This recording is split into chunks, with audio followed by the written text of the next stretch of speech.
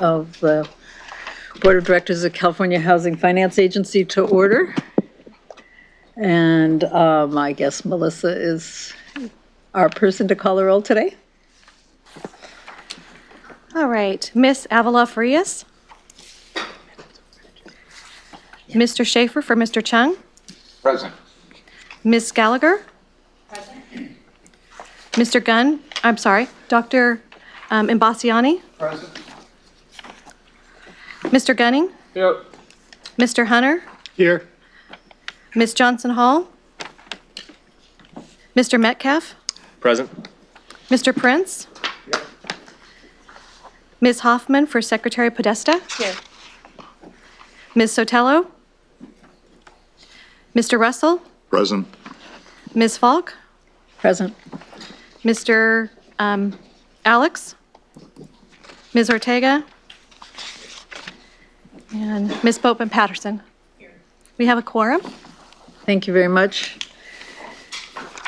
So item number 2 is the minutes of the meeting of April 13th. The minutes have been distributed. Is there any objection to the minutes being approved as distributed? Okay, hearing none, they're approved. Item number 3 is the minutes of the July 11th, 2017 board meeting. And those minutes have also been distributed. Are there any objections or comments? Okay, hearing none, those are deemed approved as well. So item number 4, Executive Director, do you have a report I do not. or comments? No comments? No comment. Okay. I want to just remind the board members, since some of you are here new, I want to welcome you, Ms. Hoffman, and that because we are videotaping this, that please ask to be recognized, to be called on, and let me call your name so that the name gets into the video. Okay, now we will, our first item is, number 5 is to go into closed session to consider an appointment of a Director of Multifamily Programs. So I'd ask everybody please to leave. Sorry. Get out. I also want to introduce you all to our new finance risk manager, so I'm going to have her stay and introduce her first, and then she can leave, okay? Yeah.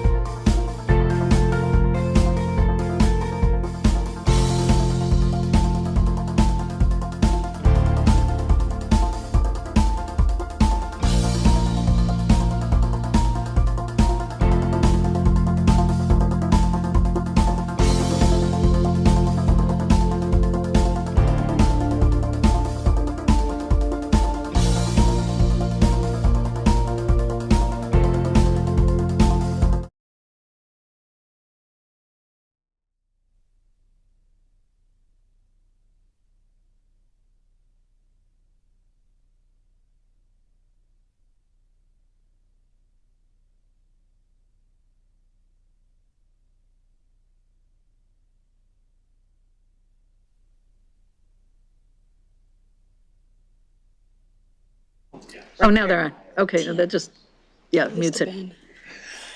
Okay, we're back from our closed session, and I would like to, we move to item 6, which is the discussion, recommendation, and action adopting a resolution to appoint a director of multifamily programs. Ms. Bowman, do you want to? Yes, let me tell you a little bit about Michael Carroll.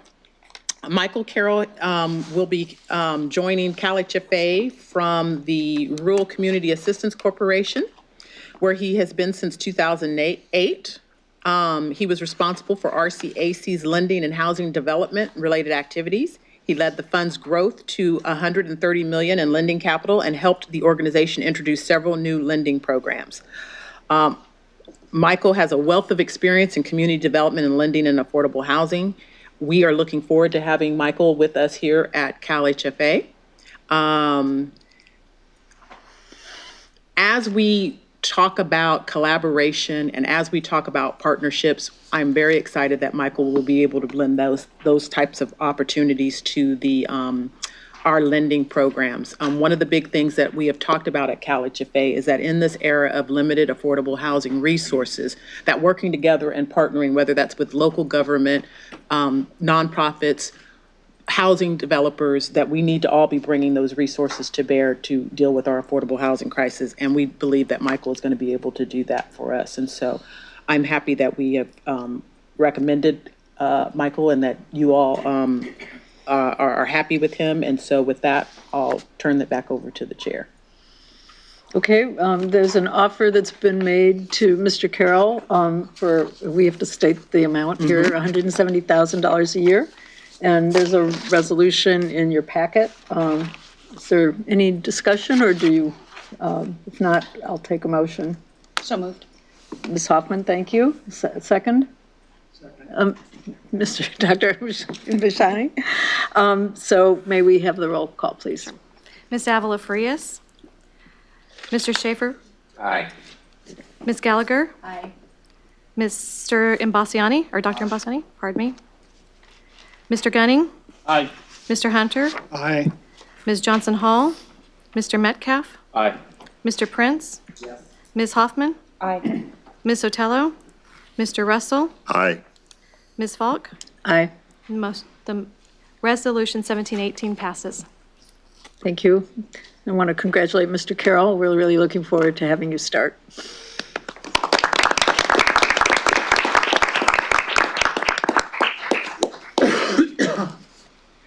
Okay, our next item is the Executive Valuation Committee's recommendation to the board to adopt the survey results and recommendations for establishing salary ranges for the position of Director of Risk Management and Compliance and updating the salary ranges for other key exempt management staffs.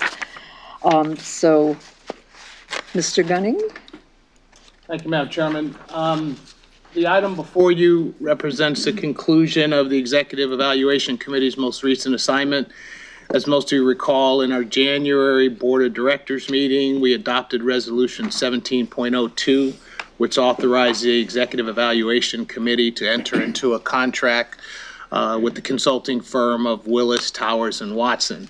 The goal there was to establish the salary range for the new position of Director of Enterprise Risk and Management Compliance, and secondarily to update the salary ranges for key exempt staff whose salaries are considered by us and pursuant to the Health and Safety Code. The role of the Executive Evaluation Committee is to evaluate the Executive Director's performance and periodically conduct salary surveys that form the basis of the compensation plan designed to attract and retain senior executive personnel qualified to lead the agency in its mission.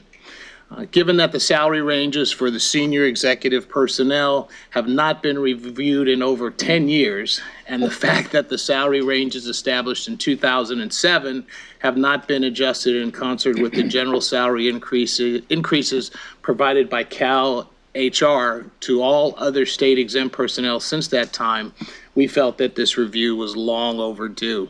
A representative of Willis Towers Watson provided the committee with a comprehensive review of the report, which is included in the packet today, and answered various questions from the committee members.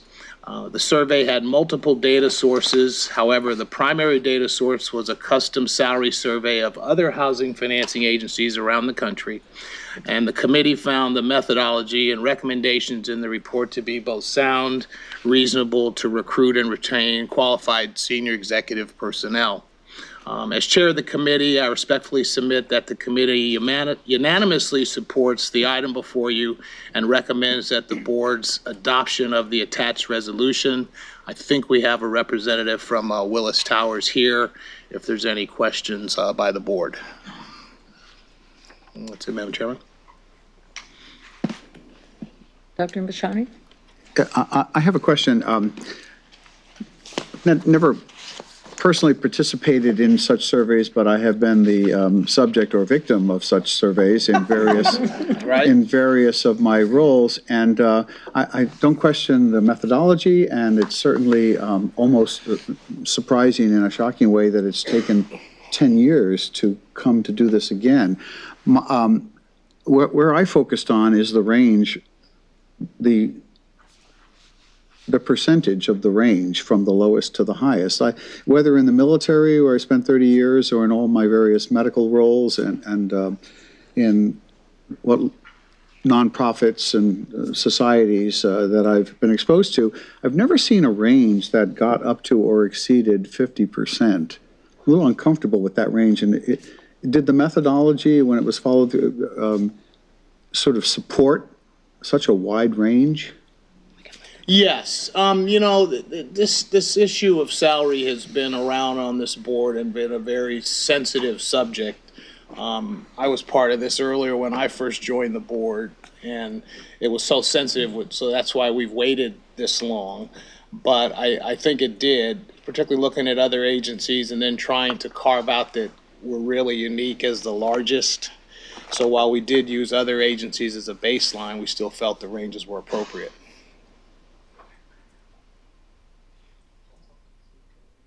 Is she here? I'm happy to take the question. Yes, Do it. yes.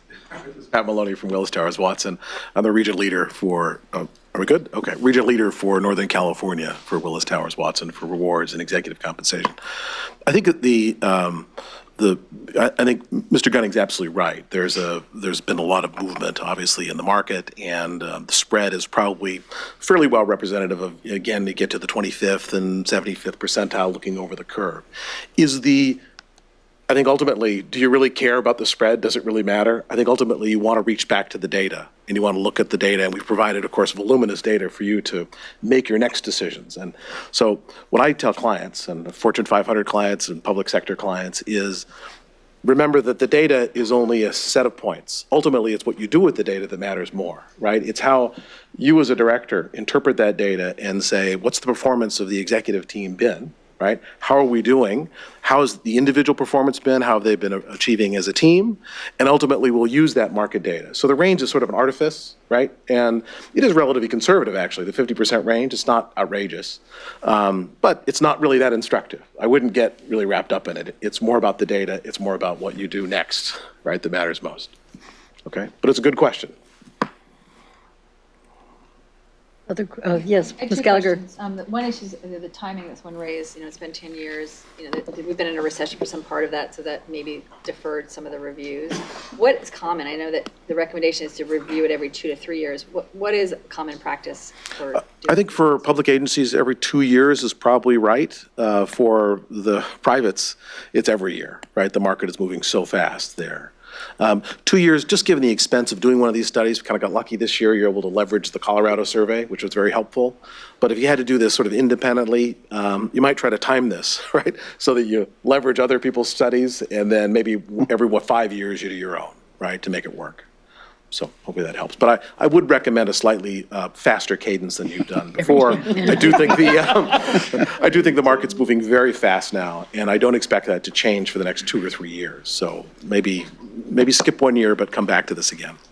Okay. Yes, Ms. Gallagher. The second question is that the ranges shift. So I guess the question is, what does that mean in terms of staffing salaries, or is there obviously the new hires are coming in under the new ranges, but what happens next with this information?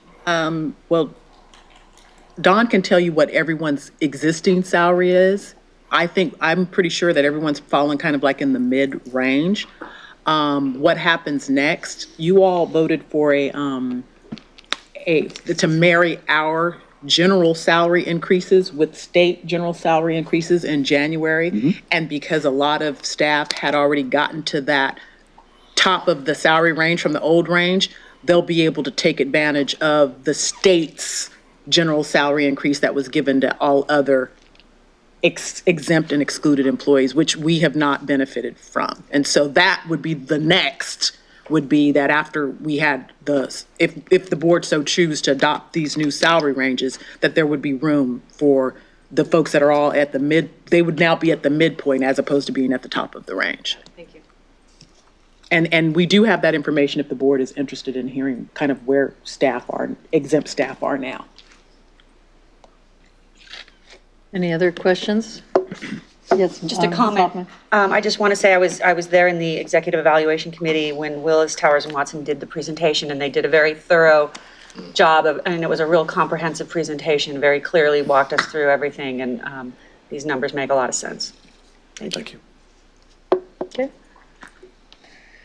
So I hear a motion. Ms. Gallagher? And second, Mr. second. Gunning? Call the roll, please.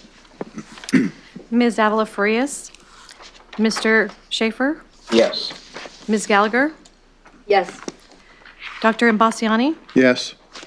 Mr. Gunning, Yes. Mr. Hunter, Yes. Ms. Johnson Hall, Mr. Metcalf, Yes. Mr. Prince, Ms. Hoffman, Yes. Ms. Sotelo, Mr. Russell, Aye. Ms. Falk.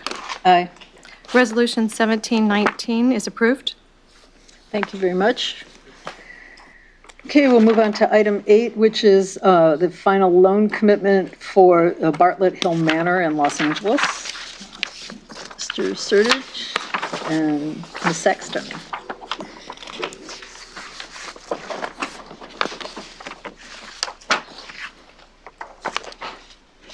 Good morning, Board. Good morning. This could be my last time presenting one of these loans, so I'm What are you doing here? Just one song. I'm both excited and saddened by that. But the deal we have today is will be presented by Sabrina Saxon, a loan officer in our Culver City office. I want to also give you a heads up that the next few months we will be bringing several more loans to board. So I think we're going to have both October, November, and December boards to discuss more loans that are coming out of our ever bulging pipeline. So we have a lot going on in the multifamily side, and this is just one of the many we'll be coming to you this fall with. So Sabrina?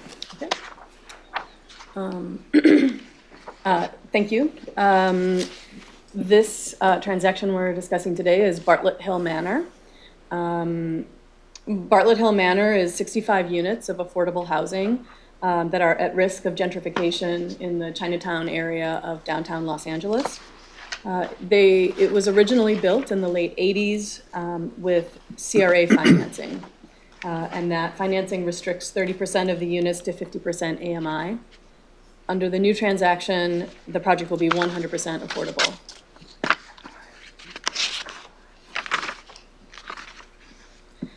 The property consists of 3 apartment buildings sitting on 2 parcels of land with one site, one multifamily parcel in between. All right. No, it's fine. We're good. So although it's on 2 slightly separated parcels, it was constructed and is owned and operated as one readily marketable real estate entity.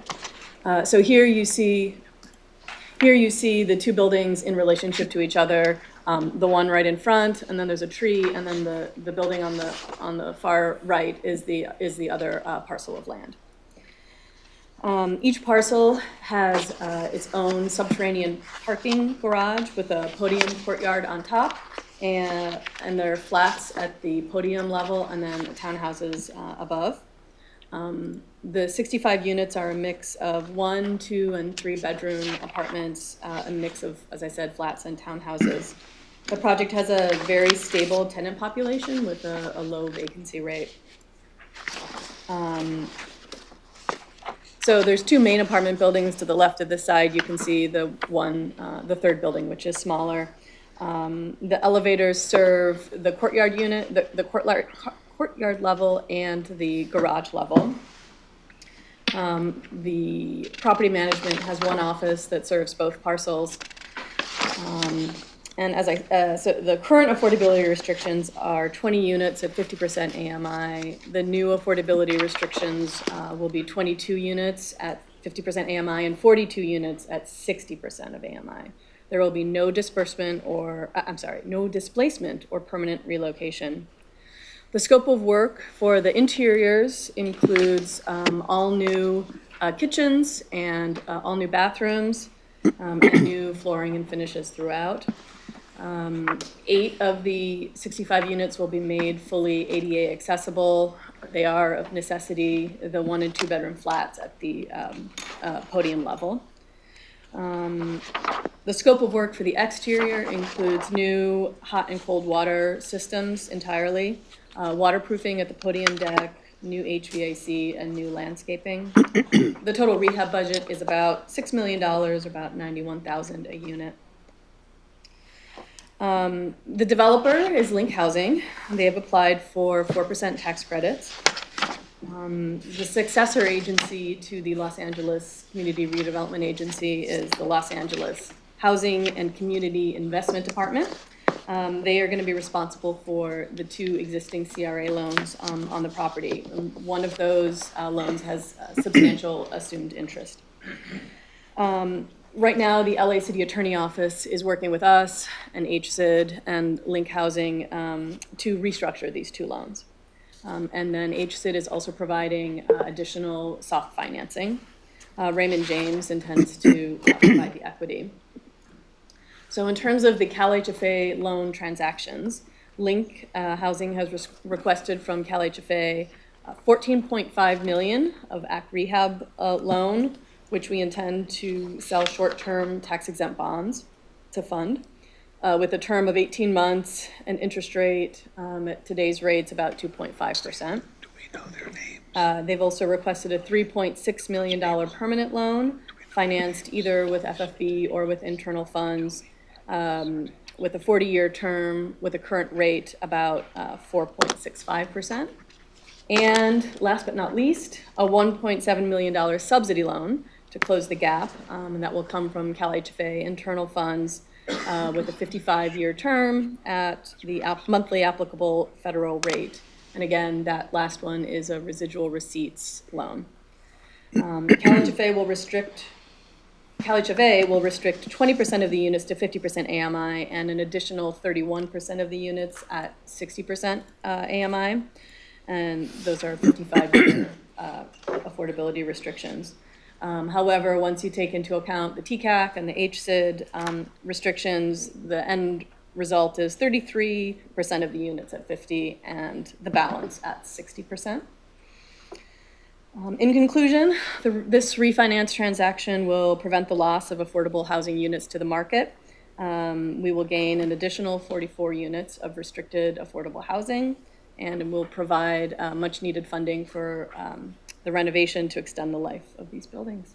Thank you very much for your attention, and please let me know if you have any questions. Questions, Ms. Hoffman?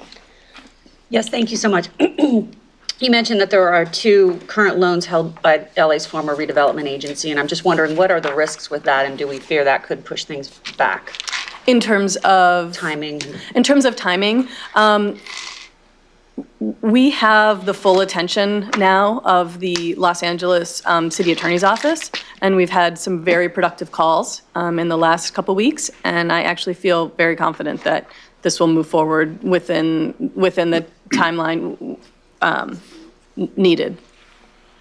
But that is always a risk in terms of. It's always a risk, but we do have until the 4% CIDLEC, the bond sale date is in March, so we're hoping to close much sooner than that, but we do have some cushion built into the timeline if things do get delayed. And then I have one other question, and that is with, so the loan sheet shows that Link hasn't previously had a CalHFA loan. Do we know where they've received loans in the past? And was there any kind of additional vetting done on this, on Link because of that, or? I don't have knowledge about where they've done loans previously, but Okay. Link is a established developer in the LA area that has a lot of track history, and they were not, there are developers that we'll do deeper dives on if we don't know their history, but for them, we don't have any concerns. I also know the city of LA has a list of developers that they've had, that have had problems with defaults on loans or not meeting their obligations, and so we go through, when we have loans with them, we work with them as well to vet that, so. Thank you. Mr. Metcalf, then Dr. Ambashani. So I just wanted to commend you all. Actually, I would almost flip the question around and say, it's great that we have Link as an established, large-scale, high-capacity developer beginning to work with CalHFA. I think it's really exciting to have that relationship and to be able to leverage that. And I think this is a great project. I'm thrilled that you guys are in deep with LA working on a really important preservation asset as well here. It's great to see. I had a couple questions. One is, if you could just sort of maybe remind me and the board sort of on the flex subsidy, the earned surplus loan, the criteria by which this project was selected for that, and sort of how the sizing at 1.7 million was sort of arrived at. What's the policy framework that drove that?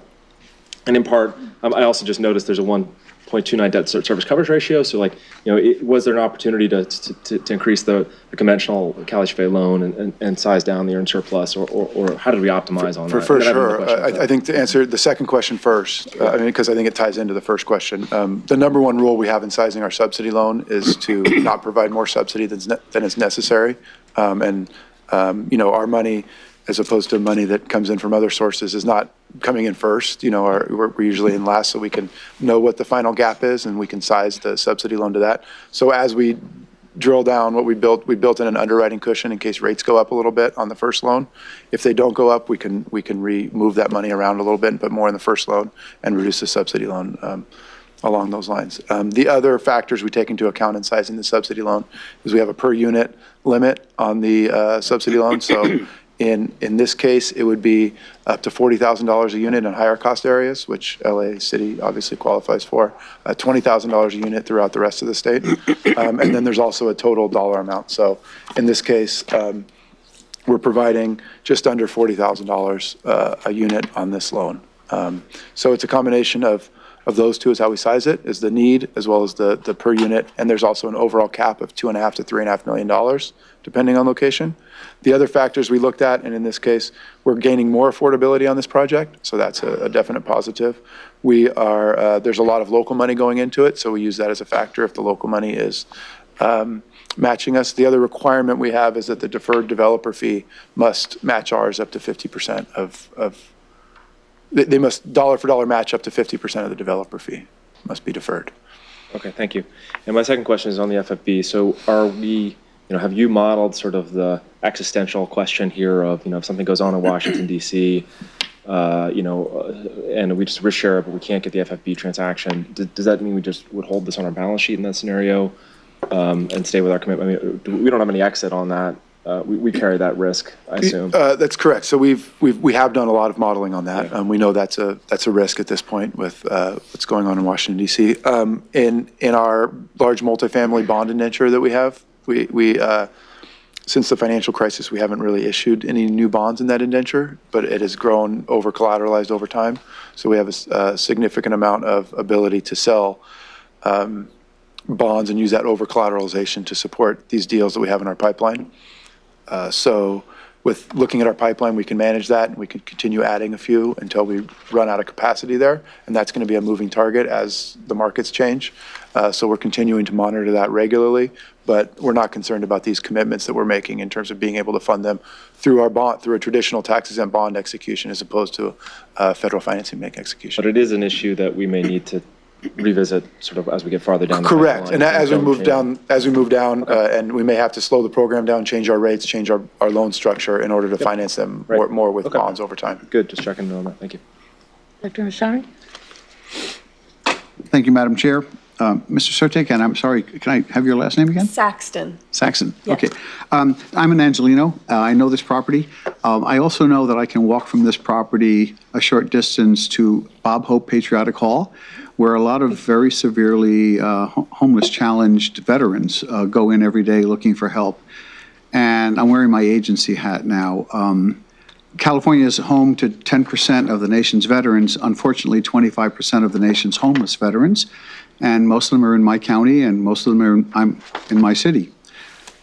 Any part of this project reaching out to veterans as units become vacant? Yeah, I should have mentioned that as well. Part of our subsidy loan policy, and this would qualify, is that any veterans must be given a preference for any units on the waiting list and such, so that was a Can you change. point that out in the staff report?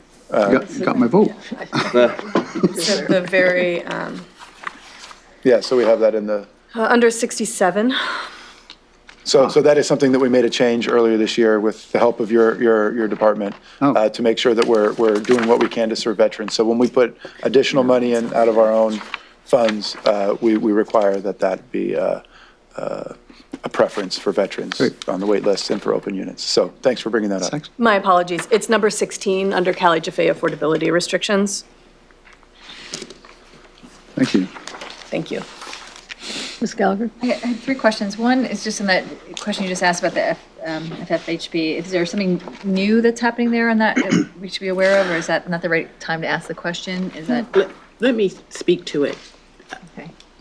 The federal government is not fully staffed, and they're still working out some of their administrative issues. And so whenever you have kind of that unknown and not fully staffed, you have risk and you need to mitigate against those risks. And so what we have done internally is we've done modeling to determine worst case scenario, so that we know that what we're bringing to you is solid, whether or not we're financing it with the FFB or we're going to finance it traditionally using tax exempt bonds. And so we have been doing this almost on a weekly basis, where we're modeling and we're looking at, can we do this? And Tony has done that pretty much for our entire pipeline.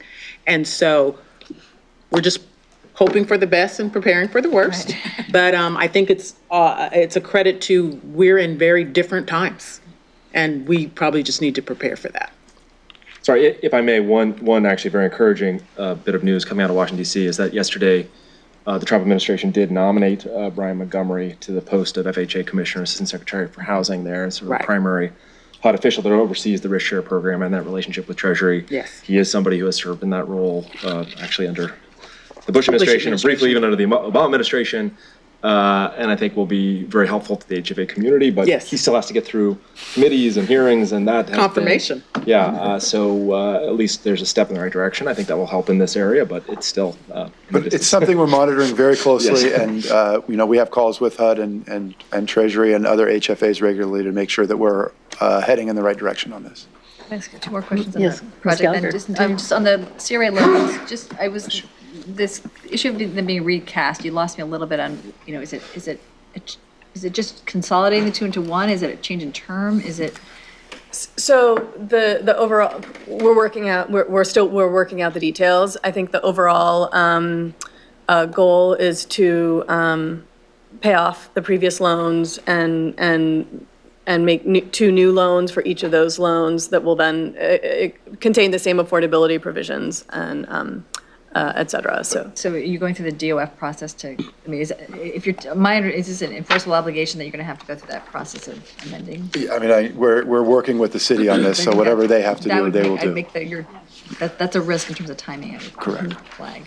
This is not the first project that they're working through this on, so not that, working with all locals is difficult and some are more difficult than others, but we have a very good relationship with the city of LA and have developed that over time. So we're confident that we can work through this. Okay, there's one more question, sorry. The last question is on the relocation.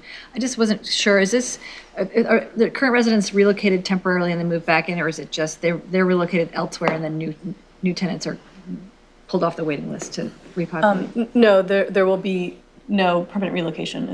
That's correct? Yeah, there will be no permanent relocation. So if there is temporary, I think there will be temporary relocation, as these units are revamped, but it'll just be, it'll be rolling. Thank you. So, and then those tenants will be moved back in. Thank you. Yes, Mr. Russell. I just have a comment, which is commending the developer staff working on something that in a gentrifying area like this is a growing issue in our urban areas, and I just appreciate the intent and the execution of this project. Thank you. Yes, Mr. Hunter? Just, it wasn't totally clear, but I'm assuming Link was not the original developer of this property? They were not the original developer, but they have an affiliate came into the project sometime shortly after it was originally developed. Okay. And then I would just note, I was pleased to see that no equity is being taken out of That's the deal correct. in this financing. Yes. Thank you. Okay, I have a couple of questions. One is that you said that in the report that the current rents are 25 to 45% below market, or of market. Are they, is that below the restricted level, or are they at the restricted level? And are the rents going to stay at where they currently are, or are they going to go up to where they've restricted to? The rents are going to stay where they are, and that's what allows the other 70% of the units that were previously really unrestricted to now be restricted at 60%, because the rate, the rents have been fairly low, and so the rates will not be increasing. Okay, so the current tenants will not be impacted? That's correct. Okay. Second question that I had, and this is, I don't know quite what I'm missing here, but the money from the city, which shows the sources of money, in effect is not real money. It's already in the deal. So where does that show up in the uses of that money? Because I couldn't find it in there. Is that rolled into the purchase price, or what is, because it's shown as a source, but where does it show up in the use side? Yeah, it's rolled into we have Monica Medea, who is from Link Housing. She's here with us, but it's rolled into the purchase price. Is that? Yeah, the source, the existing loans are just rolling over to the new limited partnership. And then so essentially, the city's... Could you come up to the mic? I'm sorry, I have trouble hearing. Hello, I'm Monica Mejia, and I'm with Link Housing. The city's existing 2 CRA loans would roll over to the new limited partnership. The city's also putting in some new money. It's $1.5 million. And then our other new sources are a new, the CalHFA loans and also the tax credit equity. And so with the new sources, basically that's how we pretty much do the rehab, essentially. So the CalHFA loans pretty much roll into the acquisition of the land. Okay. Are there any other questions? We have a motion to approve? Can I just ask real quick? Patterson? So what's the affordability restriction? Because on 14, you have 2058, and on 15, you have CalHFA restricted units going out until 2073, but then on 16, you have at least until 2058. So am I just missing something? So it is a typo in number 14. It is 2073. Okay. And the distinction under number 16 is that the regulatory agreement in connection with the ACT rehab loan runs till 2058, but the restrictions that go with the subsidy loan Go until 2073. will go until 2073, Okay. and they include the provisions of the. That makes sense to me now. Of the Okay, ACT rehab. but the 14 Yes. was a typo. Yes. Okay. That's it. I'll move Mr. Hunter? approval. So we have a motion. Can Mr. Russell second? Call the roll, please. Ms. Avila Farias? Mr. Schaefer? Aye. Ms. Gallagher? Aye. Dr. Imbasciani? Yes. Mr. Gunning? Yes. Mr. Hunter? Yes. Ms. Johnson Hall? Mr. Metcalf? Yes. Mr. Prince? Yes. Ms. Hoffman? Yes. Ms. Sotelo? Mr. Russell? Aye. Ms. Falk? Aye. Resolution 1720 is approved. Thank you. Thank you. Thank you. Can I just? Thank you. Yes. If you don't mind, Ms. Madam Patterson? Chair, I did want to point out to the Secretary that on 16, where we talk about the subsidy loan and the restrictions, that the borrower has a preference for U.S. veterans. We took that action a couple of, was it a year or so ago, where we provided in our multifamily preference for veterans and CalHFA multifamily developments that were using our subsidy loan. And the reason why that policy was adopted was to work in conjunction with or to supplement and complement the VHHP program. And so what we had heard back from many legislative leaders and stakeholders was that sometimes the VHHP loan wasn't getting to rural communities, it wasn't coming down to smaller projects. And so that was one of the ways in which CalHFA, with the board's input, sought to complement the VHHP loan, because there were several legislatures who were going about trying to make changes for specific kind of targeting of VHHP because they believe that certain geographic regions and communities weren't being impacted. And with our program being an over-the-counter program that didn't need to have competition, that's one of the ways in which we worked to complement the VHHP program. Great, thank you. Thank you. Okay, moving on to item 9, which is action regarding the adoption of a resolution to increase our borrowing amount of a secured credit facility with the Federal Home Loan Bank of San Francisco. Mr. Su. Good morning, members of the board and Madam Chairman. So I push. Okay. In July of last year, staff came to the board for authorization of a credit facility with the Federal Home Loan Bank of San Francisco to warehouse some of our single-family MBS lending activities. That was Resolution 1613. Because Resolution 1613 didn't have a limit, there was discussion at that time that should staff desire to increase the amount from the $100 million that was approved by Federal Home Loan Bank last year, should we want to increase from $100 million to a higher amount, that would bring it back to the board. So we recently have gone through a credit process with the Federal Home Loan Bank of San Francisco, and we now can borrow up to $200 million. And this particular resolution is coming back to the board for an additional authorization to go up to $200 million. You want to tell them how successful that program's been? Yes, I'll get there. Okay. Let's see. So this one now. Gosh, leave it for me to. Okay. So, as I mentioned, what we're doing here is to increase it to $200 million. But if we want to answer Tia's questions first, if you could turn to page 4 of that presentation. So this is a quick summary of what we've done with this particular credit facility. The total amount of advances that we made under this credit facility is $88 million.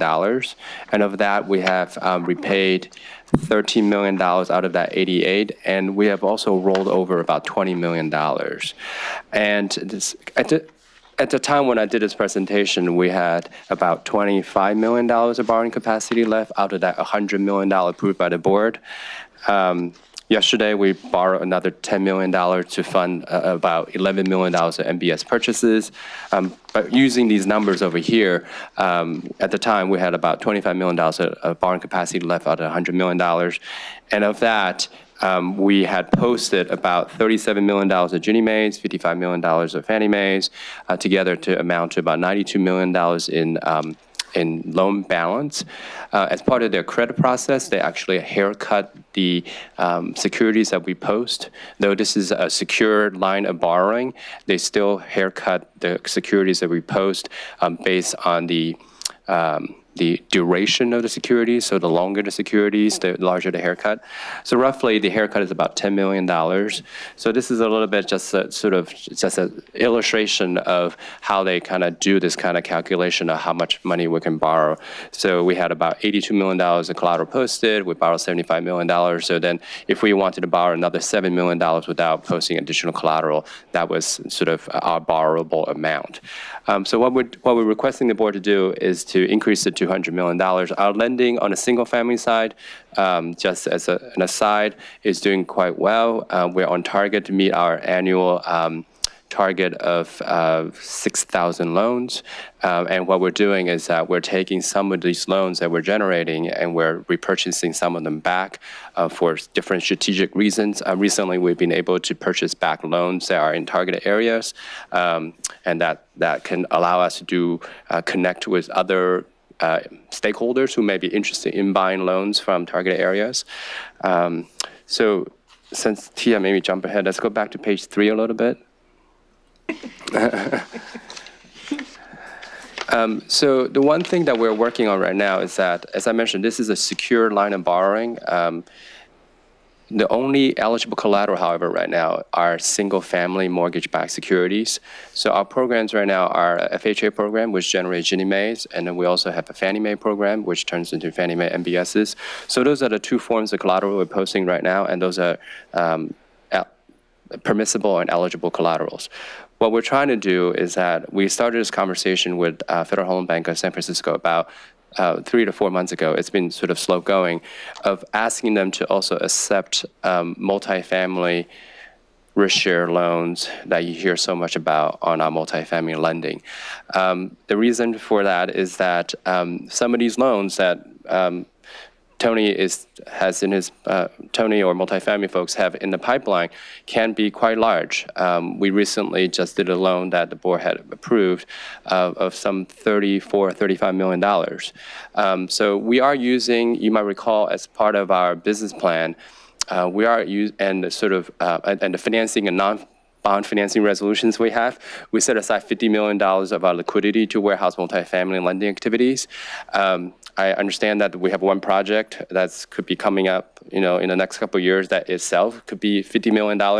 So we are trying to increase the flexibility, our capital flexibility by having people lend us money when we have a need to warehouse these large projects that come in.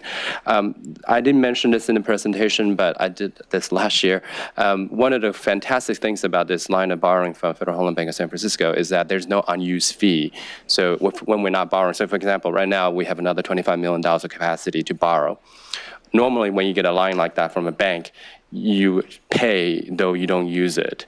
They don't charge us anything when we don't use it, which is great. So it just generates a tremendous flexibility for managing our working capital. So I'll answer any questions if you have any. Questions, Ms. Gallagher? Yeah, a couple questions. So you're using this, you're temporarily warehousing it, and then you're taking, freeing up the capacity when you issue more bonds. Is that the model? That's how it fits in? So on a single family, that's not exactly what we're doing. On a multifamily, that's what we would plan on doing. So multifamily, we think that the sequence might be that we would fund it with our own loans, fund it with our own cash, and then warehouse it here, and then find a way to sell bonds or to say sell it to FFB if we still have that program up and running. On the single family side, we are using it as somewhat of a permanent form of financing, but you might recall that on this page here,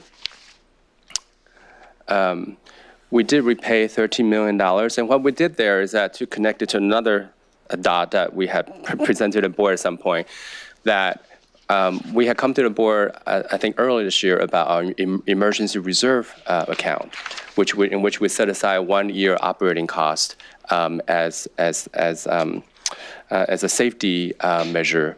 And what we did in that particular resolution is that we requested from the board the ability to put about 75% of the emergency reserve into marketable securities so that we can earn a little bit more money than just parking in cash. So what we did was that we put it on the Federal Home Loan Bank line of credit. Okay, thank you. And then we moved it from there into the corpus of our own cash, and now we have about 10 or $11 million of MBSs sitting in the emergency reserve. And over time, we sort of plan on sort of continue to do things like that so that where we can earn a little bit more money than just parking money in cash. And a second question, you said that we were the first agency to work with this program. Are we the only one, or are there others have followed in our So I think what I mentioned to the board last time was that we're the first housing associate to borrow from the bank. What was said to me last time was that there have been other housing associates that have been approved to borrow, but for reasons unbeknownst to me, somehow they didn't borrow. Like, I'm not sure why people would do that. They would go through the process, get approved, and somehow they fail to borrow. And I believe that is still true. And they are happy to do more business with us. We are actually, as I mentioned, we are trying to get them to get comfortable with these multifamily risk share loans that we're doing. That's one, and we're also trying to see if they're willing to buy some of these MBSs directly from us as well. They're very keen to do business with us. Yes, Ms. Boatman Pedersen? We'll take Ms. Oh, Schaefer first. yes, Mr. Schaefer? Thank you, Madam Chair. I don't mean to imply criticism whatsoever in asking this question. I just want to make sure that my frail memory is brought back up to date, Tim. My recollection when we did this the first go-around was that it was primarily warehousing. Then I think I just heard you say in response to Board Member Gallagher's question that there was an investment element in this now for the operating reserve. So I guess my question to you is,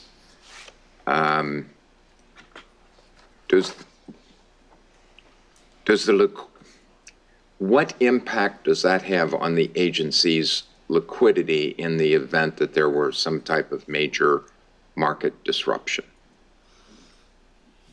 So I think that the investment element does come in when we move those MBSs and put it in the emergency reserve, which, as I mentioned, is part of what was approved by the board, because for as long as I know, the amount of money that we have in emergency reserve has always sat in Smith, which I know that it's a fund that I know that the treasurer works very hard to improve the yield. We have never complained about the yield. I have always thought that it's a great investment vehicle. That wasn't true. why I was asking the question. And I'm not saying that. I say that in private as well. But having said that, we do feel that these MBSs are giving us a better yield. And they also enjoy tremendous liquidity in terms of marketability, as you know. So that is an element of liquidity. We think that, so I think the question is that, well, if for whatever reason, I believe that we were to lose this credit facility, is there a way for us to pay the facility down? That's I think exactly that's the question, right? Mm-hmm. So I think that we monitor that very carefully over time, because what we're doing is that we look at the market value of the securities, and as it turns out, from when we booked a lot of these securities, starting in fourth quarter last year, the board approved this in July, but we didn't really quite get going in this facility in earnest until fourth quarter. As it turns out, from then until the end of July and August, the securities are on balance worth more than what we purchased them for. And these securities are also purchased in large part at a premium, which in my mind also makes, depending on what the premium is, I think that it makes them a little bit less, because these are premium coupon loans, makes them a little bit less susceptible to interest rate movements. But the upshot is this. The upshot is that we do have sufficient cash to pay off any principal loss that we may have if we sustain a serious amount of shock, and we do look at that as well. So then, as I mentioned, that one of the things that they do when they haircut our securities, which we sort of monitor, is that they look at the duration measurement for these securities. So then, generally speaking, the duration is about 3 to 4 The market expectation for prepayments for MBSs are actually quite high. So 3 to 4 points for 100 basis points of parallel movement. So that's that's something that we feel that we can sustain. Thank you. Ms. Boatman Patterson? So one of the reasons why housing associates don't usually borrow is because as a housing associate, you have to put up collateral. So why would I borrow $1 if I've got to put up $1 in collateral? So that's what makes it very difficult. So the strategy we employed was using the credit facility to purchase an MBS, purchase it at a lower value than what it's worth, and then use the MBS as the collateral, so that we're not using our cash as the collateral, but the MBS. And jump in here if I am wrong. And so what it has done is it's allowed us to build up our balance sheet, which we weren't doing because we weren't issuing bonds. And so what is an alternative to issuing tax-exempt bonds? What is a way to extract value, as my director of finance says, and to be able to continue to build up the agency's balance sheet? And so by borrowing money at a low cost, purchasing an asset that you're purchasing it for, it's less than what its value is, and then using that asset to serve as your collateral is the financing mechanism we've employed. And since I think June or October when we started, did you tell me we looked like we had made $850,000? Oh, I haven't said that, yes, but that's true. So the strategy is working. And we do monitor on a regular basis to make sure that any debt that we're taking on, that we have the ability to pay it back. So I hope that, because that was one of the things that when I was appointed and sat in this chair was, with the bond market being gone, what are your alternatives to bond financing? What are your alternatives? How are you going to build up the agency's balance sheet now that you're employing these different strategies and not just doing tax-exempt bonds? And so this is one of the ways in which Tim and all his brilliance and working with the Federal Home Loan Bank, which they were very excited about this partnership. And because we our loans are premium loans, we know that they're going to be solid and premium loans. And so we're able to purchase back some of our premium loans that are where other people were able to extracting that value, as opposed to us keeping that value here in-house and being able to pass that back on to create more affordable housing. Excellent. Yes, Mr. Schaefer?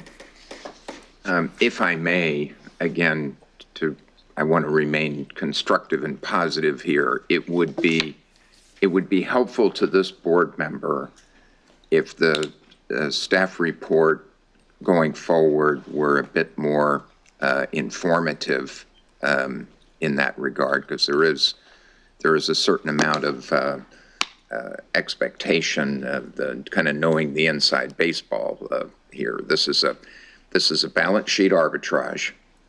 It's a balance sheet arbitrage. It's introducing leverage. Leverage can giveth and leverage can taketh. And so I think we should be, I think without micromanaging this, the board should be conscious that the strategy is working and is a good one, but that it is not without some risk, no matter how that risk has been contained. That would be my constructive observation. Yeah, that is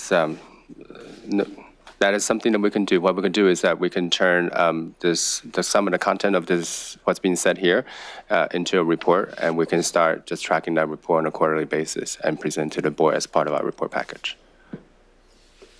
And I believe when we came in January and did some of our budget and overview in our mid-year report, we reported on some of that, but it wasn't in the context of this, and so it probably wasn't clear. So as Tim said, we'll make sure that it's laid out and not piecemeal, so that you didn't hear it in the budget reporting, these strategies. You heard it in the context of increasing the line of credit. That would be helpful. Any other questions?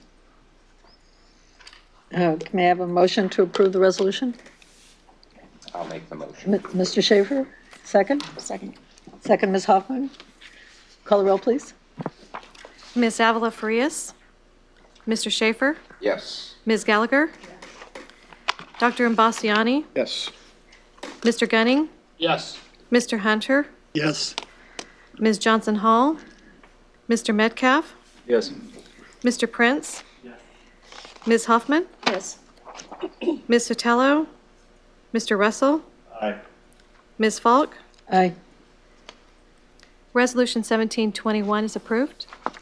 Thank you very much. Can I Thank you, double- Mr. Sue? Check with the secretary, was that the new resolution that was passed out? Did you make sure that? Oh. No, that was this item. We had an a resolution passed out that was Right. different than what was in the packet. Yes, and that's the one that was passed out. Okay. Yeah. I just needed clarity. Okay, item 10 are some amendments to the regulations of the agency regarding the conflicts of interest code. Now Mr. the Friedlander. exciting agenda item you've all been waiting for. I will be brief. I gave you a heads up on this at the last meeting, and the first thing I would like to point out is this is not, these changes are not substantive. I believe somewhat early next year, we will be coming in with some that might be. These basically address the realignment that's been mentioned a number of times through this past year.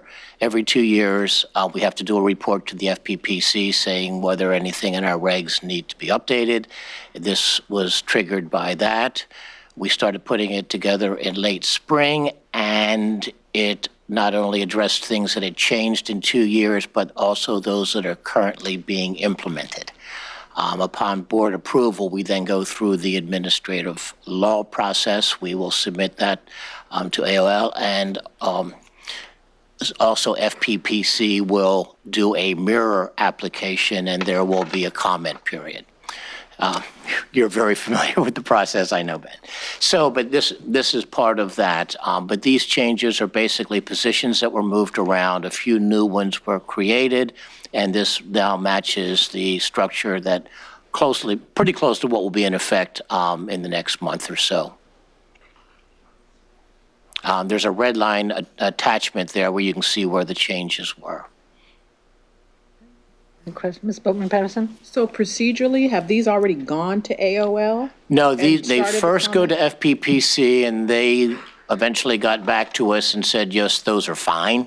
So they go Then- to FPPC first? As then a the board adopts them. pre-look, yes, and then to the board for approval because they are regs. Okay, Once the board has approved the changes, then it goes submitted to the Office of AOL. Administrative Law for their process and the comment period. and so there's no opportunity for the board to make any changes to this? Yes, they could, but we'd have to go back to the FPPC again and then come back to the board again. Okay. Any questions? I have a quick Ms. question. Hoffman? Are we adding, are we taking out positions that are going to be required? Is it?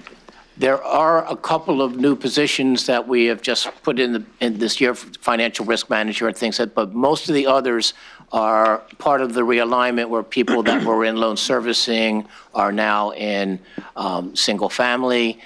Some of that, there's a few things were moved along there so that the way that was structured and what unit they were in has changed. So basically, it's positions moving around, but there is no change in what those positions' reporting requirements are. Okay. Any other, yes, Mr. Hunter? Well, I would just comment that the red line addition in the board packet was very clear, and I would move adoption. Thank you. Do we have a second? Second, Mr. Russell. Call the roll, please. Ms. Avila Farias, Mr. Schaefer, Yes. Ms. Gallagher, Yes. Dr. Imbasciani, Yes. Mr. Gunning, Yes. Mr. Hunter, Yes. Ms. Johnson Hall, Mr. Metcalf, Yes. Mr. Prince, Ms. Hoffman, Yes. Ms. Sotelo, Mr. Russell, Aye. and Ms. Falk. Yes. Resolution 1722 is approved. Thank you. Thank you very much. The next item 11 is reports. We don't usually discuss them unless people have questions. Well, I have a question because Ms. Richardson isn't here today. I just would like to, maybe get a Ms. report Boatman out? Patterson would update us where you think things are. Okay, we'll try to guess. So there is a large legislative package, housing package that is being negotiated. I thought they might take a vote on it yesterday. Whether they take a vote on it today or tomorrow is still unknown. The package, there's two financing pieces, which are SB 2, which is what they're referring to as the permanent source bill, which is a $75 document transfer or document recording fee on refinancing of homes, and SB 3, which is a $4 billion general obligation bond, which $1 billion of that is specifically for the Veterans Home Program. And that $3 billion would be largely going to existing programs that are administered over at HCD, with a small portion, $150 million, that would potentially come to CalHFA for down payment assistance programs. There are also some legislation dealing with regulatory relief or dealing with streamlining of the permitting processes, which would be SB 35, which is similar to a by right development with certain conditions, and the jurisdiction having not met its regional housing needs. There's also some tighter housing element enforcement and accountability on the housing side. And so when you put some of these legislation together and look at it as a package, it's very much in line with some of the things that the governor laid out in his January budget. And so now I think it's just, we're all waiting to see what the legislature and actually does and whether they can get the votes. Most of it looks like it's in pretty good shape. I think the one that everyone was kind of not sure about was SB 2, which is the permanent source bill. Bill, did you have anything you wanted to add? That's it. Okay. Michael, did you have anything? No, you called it. It's just been a tough year and a lot of tough votes. And so, unfortunately, because it's at the end of the session, this is the toughest vote now. Yeah. So it's just, there's a lot of consternation going on. But I just got word a bill was pulled, so this is the fun time in the legislature, Right. and anything can happen. So, Yeah, so the next until tomorrow 48 night at hours. midnight, Right. we'll know. Okay. And if I could introduce, I didn't And introduce. wait, perhaps, Oh, go ahead. No, go ahead. It's okay. So we will keep track of that, and Di did do a memo Yes. where she kind of tells you everything, kind of lays it out, and she kind of gives you more detail than I was able to give you. But following Friday evening, what we will do is we will summarize what has or hasn't happened, and we'll make sure we get a memo out to the board members. Okay? Great. And we do have two attorneys hires that I think we should introduce our two new attorney hires. So Please do. why don't you all stand up and introduce yourselves to the board? My name is Torin Hinnan. Hired and working on the multifamily side. And I'm Andrew Alfonso. Recently started working with single family. Well, welcome to the staff. Okay. Item 12, is there any board matters to discuss? Any public testimony? Okay, then we are adjourned. Thank you all.